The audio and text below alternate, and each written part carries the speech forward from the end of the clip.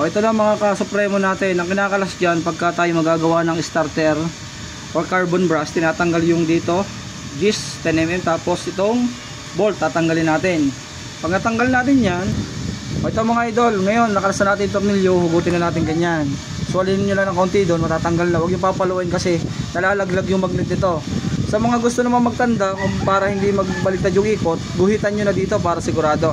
Guhitan natin sa ilalim para hindi halata. Sa ilalim tayo maguguhit dito. O ito mga idol, kakalasin natin yan.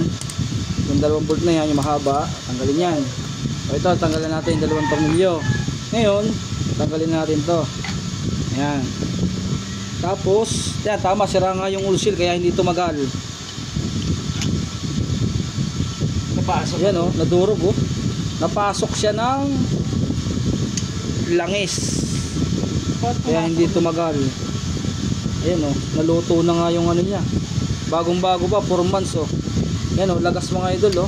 Papalitan natin ito na isang set. Yan. Tanggalin natin, papalitan natin isang set. So ito mga idol, ito ilalagay natin. Yan, carbon brush. Ayan o. Isang set na, kakabit na lang to. Yan mga idol.